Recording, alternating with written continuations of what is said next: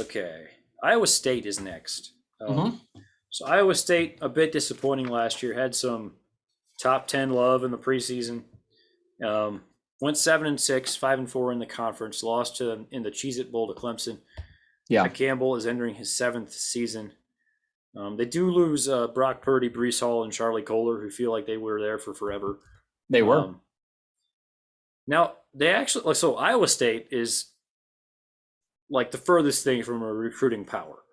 But it's interesting, like they actually do replace Purdy and Hall with former four stars, quarterback Hunter Deckers and running back Yep. Jarrell Brock. And they feel Mm-hmm. pretty good about those guys. Um, Probably fair to say that Deckers actually has a better arm than Purdy had. And it felt like Purdy kind of leveled off over the years. Like he was a solid quarterback always, but there's a chance that they actually improve there. They're not going to improve a running back like Brees Hall. Yeah, you're not going to get better than that. They feel decent about their receivers and offensive line. Nothing special, but like solid. Will McDonald is an absolute stud at defensive end. He's potential All American. John Heacock is still there, defensive coordinator. Has done an excellent job. Notre Dame actually, I think he was the first guy they reached out to. Okay. He had a few more demands than Marcus Freeman was willing to give him. But but yeah, like that's one of the most respected defensive coordinators in the country, partially because they just do things a little different than everybody else. Uh-huh. I know different staffs like Notre Dame and Clemson have visited them over the off seasons, and just to kind of pick his brain and see the way they run their defense. Bit of a 3-3-5 look, I believe. They did lose a lot in the back seven, but still feel pretty good about the secondary.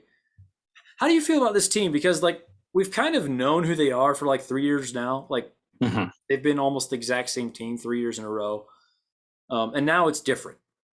It's still Matt Campbell, still John Heacock, but other than that, it feels a little different. And it might be Haycock. I'm sorry, Iowa State fans, all four of you. Like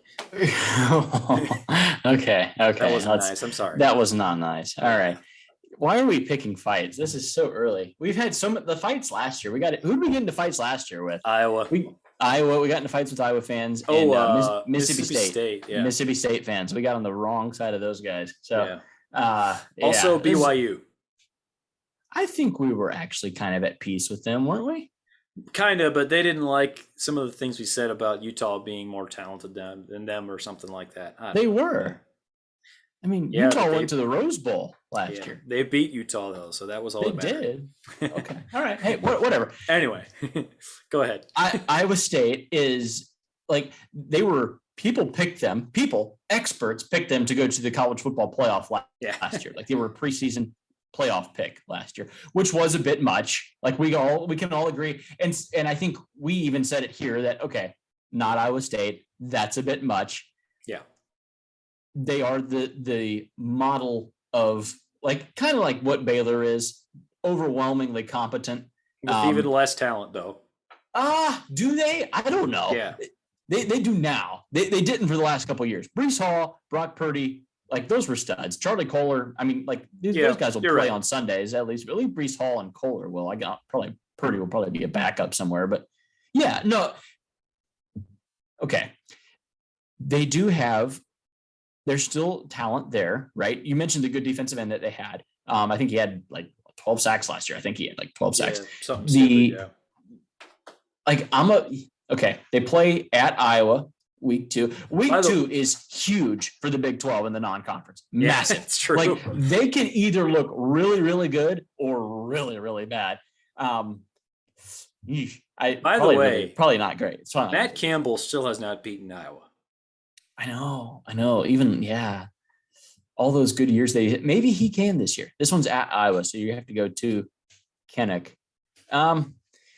I'm just looking through their schedule now. They get Baylor at home. They go to Texas. They get Oklahoma at home, which like they've had really good success against Oklahoma over the past couple of years. Matt Campbell has done a number on Oklahoma.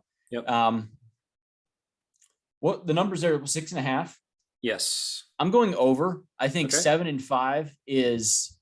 I think 7-5, 8-4 range for them. I think 8-4 is probably more likely than going under. So yeah, I feel fairly confident in Iowa State this year.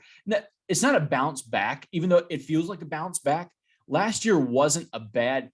it was disappointing, but it maybe shouldn't have been. I think Wasn't terrible, yeah. right. They were overinflated. They were like they were too puffed up. The national media got a little bit a hold of the whole competence thing, and really rode that train and tried to put them in there as the fourth team in the playoff, which was always ridiculous. So not a playoff team, not by any stretch of the imagination, but still really good and going to win a lot of games. I think they upset Baylor at home. I think they have a chance of picking off Iowa on the road there in week 2. So I think Iowa State will actually sneak up again this year. This is right where Iowa State wants to be, like perfect position for them. Just like nobody talk about us. No one talks about them. Just the underdog. We're going to sneak up on you and just don't believe that we're any good, and then we'll show up and we'll beat you. And we might do it again next year too. So yeah, I'm a fan of Campbell. Good for him to stay there and try to make another run at it with another batch of players. And I feel good about them this year. I'm not quite as confident as you are. Mm-hmm. I leaned over just because a lot of their swing games are at home, so I'll give them a little bit of an edge there. I lean over, but I'm not confident in this one. But we do agree here, apparently. Okay. Any more thoughts on Iowa State before we move on?